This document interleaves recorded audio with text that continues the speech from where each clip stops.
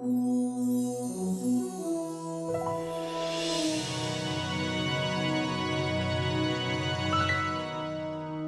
mai kako e nā hoa makamaka, mai ka moku o ke awe a hiki ka mole o lehua. Veli na kako. So many people know that I'm a kumu hula, but competition is not the biggest thing that we do in our halau. For me, I teach hula because it is a way for me to keep the mo'olelo of my kupuna. It is a way for me to take a snapshot of the life that we have here today, because that's just as important as maintaining the stories and histories of our kupuna that have come before us. We need to give our children and our grandchildren and their children the picture of who we are as Kanaka in 2013.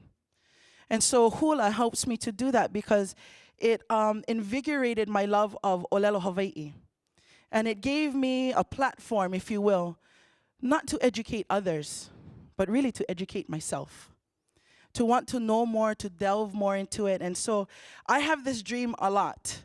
And my haumana that dance with me, they know, because you know, even though I said competition is not everything that we do in halau, we have participated in the biggest competition that there is in Hawaii, and that is at the Merry Monarch Hula competition.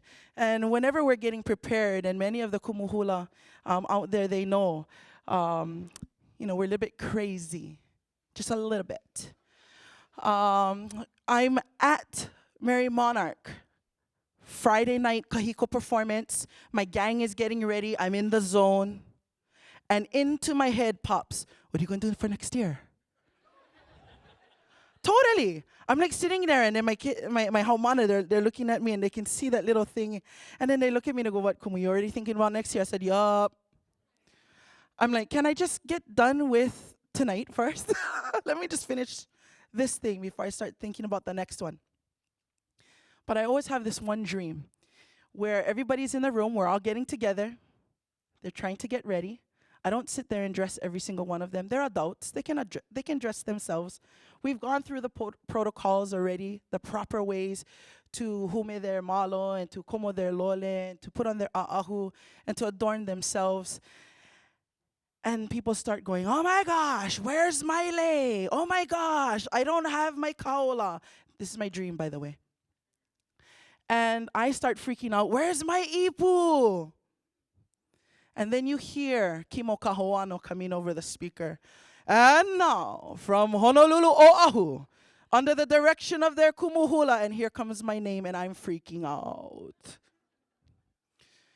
And then I wake up, and I realize competition is like 7 months away. This is what I do to myself.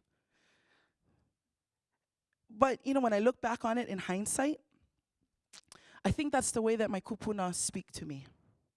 My ancestors, reminding me of all the little things I need to do in order to fulfill the mo'olelo that they want me to share, in order to bring to life whatever story it is, whatever message it is that needs to come out at that moment. Not for the lehu lehu, for myself first, because I'm a consummate student. And then for my haumana, and then hopefully for the lahui, for us to be reminded that we all have connection. I'm thinking about Alapaki's speech as the first person to just kind of break the waves for us. And he talks about native intelligence. I call that intuition. Some of us call that na'au. When we're guided by our na'au and we put forth that energy, and our kupuna are speaking to us, whether it is in dream, whether it is in ho'ailona, in signs, whether it is by the people and the faces that come to see us, whether it's in the melody of a song. They're speaking to us so that they can carry a message forward, a message that is timely, no matter if it's 200 years old or happened yesterday, because they're constantly around us. Hula helps me to remember my physical connectivity to Aina, that which I can put my feet on. Marquez talked about the ties that bind. And he talked about the papa and the ku and the papa ku, the foundations. Hula for me is a foundation. the foundation of who I am, not just as a kanaka, not just as a woman, but as part of a collective, because it is greater than me. It is greater than you as the individuals. It's about all of us. And just thinking about Kalepa's talk about navigation and wayfinding, to move away from the shore, to move away from the things that are uncomfortable, so that we can discover the new innovations and the new ways of thinking. So move away from the shore, hela ni ko luna, so that you can discover the stars above you. To me, hula helps to encompass all of those things. Those three particular things, my pilina to kupuna and my fellow kanaka, my pilina to the aina, and my pilina to Olelo Hawaii, are the resources that hula helps me to manage, because they're all very vital to our survival. Hula, some people would say, is my practice. For me, hula is my life. Hula is my life. Through hula, I found my self-confidence. Through hula, I found the ability to be passionate about something and to make a difference because of that passion. Hula also has allowed me to be creative, spread my wings a little bit, and to share some real strong and deep personal messages that I think can resonate not just here in Hawaii, but throughout the world. In particular, our halau is just about 9 years old. And for the last 6 summers, we've been traveling around Oahu, about 6 to 7, sometimes 8 weeks every summer. Several classes of mine and I, we go holo. And the reason for it is because, first it started off with, I just wanted my haumana to understand and know this place is called this. This is how you get this in this dance. Or this wind is called that. Do you feel that? Because the wind that blows, that passes our face, if I'm standing at Kapalama, is called Olau'niu. It is the same wind that touched the face of my kupuna that we're standing there 200 years before me, 1,000 years before me, during the time of Wakia and Papa and Haumea. It is the same wind. And when I chant, when I get to look back at chants, some of those chants are traditional. It is the closest that I come to speaking the same words as my kupuna. That's powerful. And everything is layered. Yeah, everything is layered in that. And so when we started our Huaka'i series, it was just to get everybody out there. And I realized almost immediately that it was so much more than that.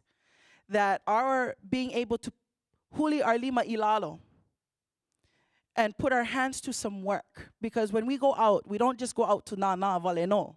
We don't go out just to go looking. We go out to make some kind of impact. We look, we interact with the maka'ainana, the kupa, okela aina, the people who are from that place for generations upon generation. We listen to their mo'olelo. We help them clean out their lo'i. We help them build up the walls of the lokoi'a. And sometimes we just go to be with that aina because that's what it needs. Like when we go to Kukaniloko, to the piko of our mokupuni, Oahu. We just sit. We learn a little bit about that area and then we take in the whole place. To be surrounded there by ka'ala and ko'olau. And to think and to know that how many hundreds of years worth of my kupuna were born here in this place. And what was their story? To be born at Kukaniloko. Well, they were born to be the managers of the resources. Resources that were the people, the kanaka, the aina, the land itself, and even their own history. And so I tried to think about a way that would make sense to you folks all, because, I'm a hula person, right? No PowerPoint behind. And I thought, And then Brother Kamuela, we were just talking earlier, and he said, well, isn't that true then? Oli and hula, that's like the PowerPoint of our kupuna, right? I was like, angel harps. Duh. Yeah, totally. Totally.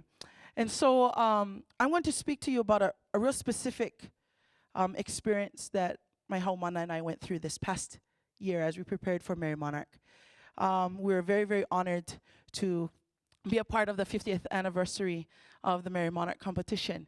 And I'm just going to go on record and say I'm super happy that we fulfilled that kuleana and now we're taking a break.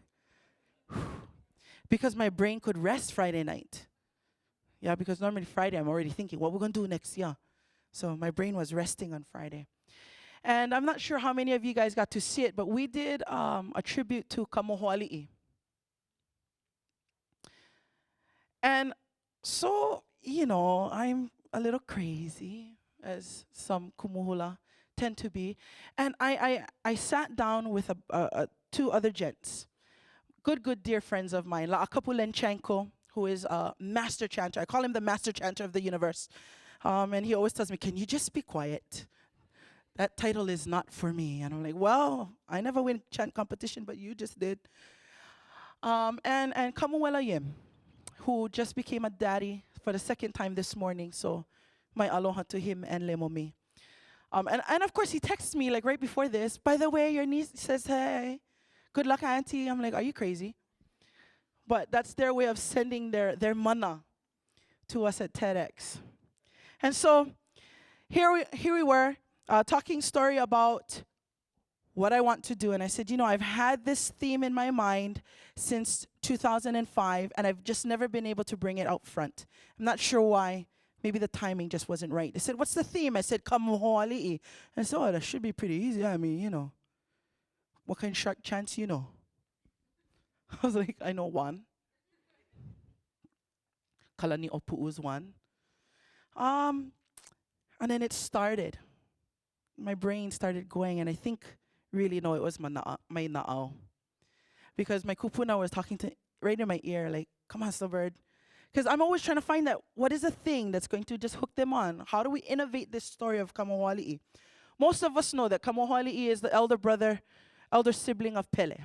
And that when they leave Kahiki, whether it's through expulsion or by choice or however, because there's variations of this story, yeah?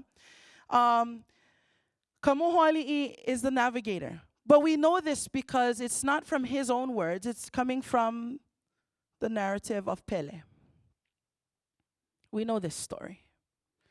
So I looked at La'akapu and Kamuela and I said, you know what I want to do? I want to tell Kamohoali'i's story from his perspective. And they both went, huh? And Kamuela, in his really fun way, turned around, he looks at me, he goes, you're crazy. You're crazy. Are you serious? You want us to do that? I go, yeah. Let's put a voice to Kamohoali'i, can we? Can this happen? Can we do this? Yep, let's do this. It is the first time that I presented anything that from the beginning to the end, from the oli, the ka'i, the mele, and the ho'i, was completely brand new. Completely ours. Completely the three of us. And then, once given that information and taught to my haumana, completely theirs. And then, once shared at Mary Monarch, completely for everyone else. To tell this story. But in order for us to do that, we needed to be connected to Aina. And so for the last 4 summers, I've been taking my halau to Kaho'olave, to the home of Kamohoali'i, to the cliffs of Kanapo, to stand at Kealai Kahiki, the pathways to Tahiti, or Kahiki, to the lands beyond. To stand in the same places that our kupuna stood, to get an idea, an understanding of the things that they had to try and think about, that they had to, the finite resources that they had, to try and understand what would motivate them to leave, what was Kamohoali'i's role. And eventually we came to the idea that Kamohoali'i, can you imagine the strain and the eha? I know what it's like to be the oldest sibling in the family. I do. I know what it's like to carry burden and to carry that kuleana. And many of us who are older or the eldest in the family, we understand this. And so we came from that perspective that Kamohoali'i was charged first with protecting his family, second, with finding them some place that they could thrive. And so we started there. And we got all the way to the point where we had a mele. The words came.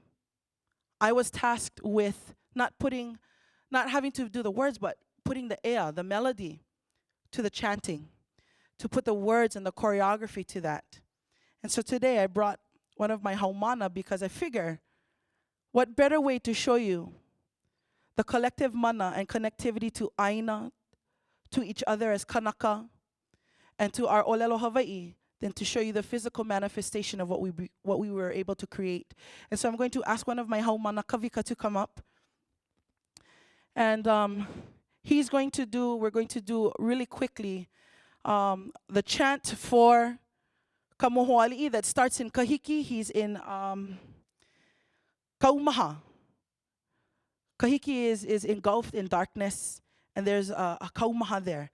But as the mano, Kamohoali'i is able to follow the sulfuric paths, the hot spots, if you will. And we know this by science is being validated there, that our mano have the ability to sense electromagnetic force fields. So following that sulfuric hot spots to get to Hawaii, and even down to the lole, the colors and the textures and the things that we chose to adorn ourselves with, were all to help us in that moment and in the moments that we do perform, embody the physical manifestation of Kamohoali'i and that journey.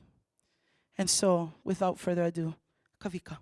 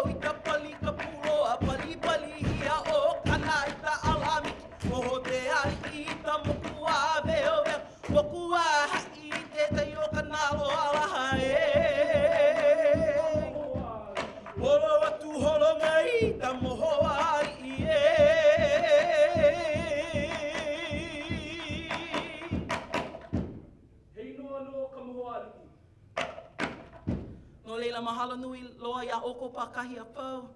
Ahui ho, aloha.